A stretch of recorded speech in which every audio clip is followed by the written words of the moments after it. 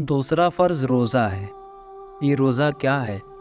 جس سبق کو نماز دن بھر میں 5 وقت یاد دلاتی ہے، اسے روزہ سال میں ایک مرتبہ پورے مہینے تک ہر وقت یاد دلاتا رہتا ہے۔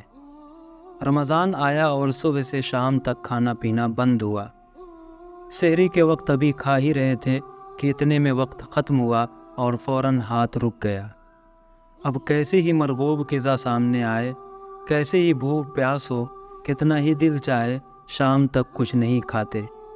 یہی نہیں کہ لوگوں کے سامنے نہیں کھاتے، تنہائی میں بھی جہاں کوئی دیکھنے والا نہیں ہوتا، ایک قطرہ پانی پینا اور ایک دانہ نگل جانا بھی روزہ رکھنے والے کے لیے ناممکن ہوتا ہے۔ پھر یہ ساری رکاوٹ ایک خاص وقت تک رہتی ہے۔ ادھر مغرب کی اذان ہوئی اور افطار کے لیے لپکے۔ اب رات بھر بے خوف و خطر، جو چاہے جب چاہے کھاتے پیتے ہیں۔ سخت روزے کے بعد افطار کی نعمت، دنیا کی پابند زندگی کے بعد جنت کی پرلذت زندگی کا ایسا تعارف یعنی انٹروڈکشن ہے جسے صرف روزے دار ہی سمجھ سکتا ہے۔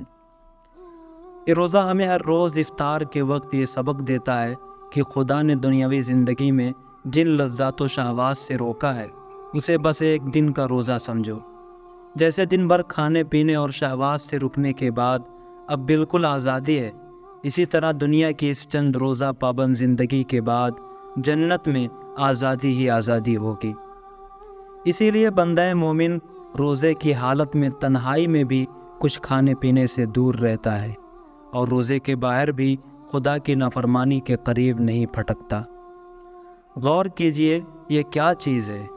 اس کی تہ میں خدا کا خوف ہے، اس کے حاضر و ناظر ہونے کا یقین ہے، آخرت کی زندگی اور خدا کی عدالت پر ایمان ہے، قرآن اور اس کے رسول کی اطاعت ہے، فرض یعنی ذمہ داری کا زبردست احساس ہے، صبر اور مصائب کے مقابلے کی مشق ہے، خدا کی خوشنودی کے مقابلے میں خواہشات نفس کو روکنے اور دبانے کی طاقت ہے۔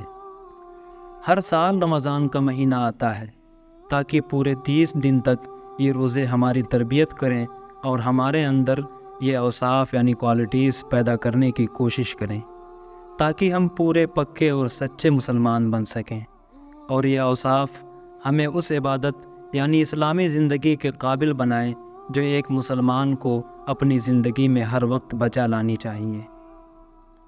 پھر دیکھیے، اللہ تعالیٰ نے تمام مسلمانوں کے لیے روزہ ایک ہی مہینے میں فرض کیا تاکہ سب مل کر روزہ رکھیں، الگ الگ نہ رکھیں۔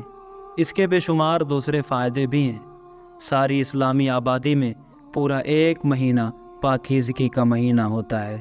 ساری فضا پر ایمان، خوف خدا، احکام کی اطاعت، پاکیزگی اخلاق اور حسن عمل چھا جاتا ہے۔ اس فضا میں برائیاں دب جاتی ہیں اور نیکیاں ابھرتی ہیں۔ اچھے لوگ نیک کاموں میں ایک دوسرے کی مدد کرتے ہیں، برے لوگ بدی کے کام کرتے ہوئے شرماتے ہیں۔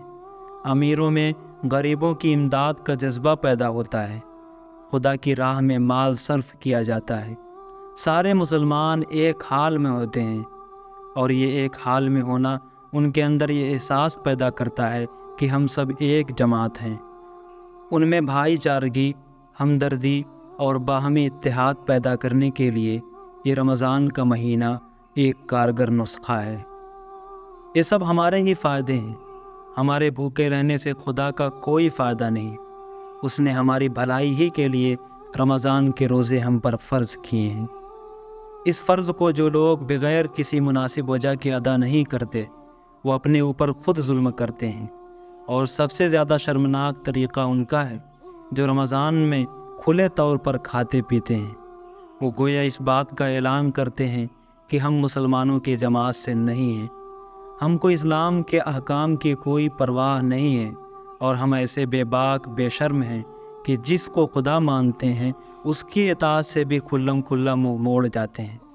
اب آپ ہی بتائیے، جن لوگوں کے لیے اپنی جماعت سے الگ ہونا ایک آسان بات ہو، جن کو اپنے خالق و رازق کے خلاف بغاوت کرتے ہوئے ذرا بھی شرم نہ آئے، اور جو اپنے دین کے سب سے بڑے پیشوا کے مقرر کیے ہوئے قانون کو کھلے طور پر توڑ دیں، ان سے کوئی شخص کس وفاداری، کس نیک چلنی اور امانت داری، کس فرض شناسی یعنی ذمہ داری کا احساس اور کس پابندی قانون کی امید کر سکتا ہے؟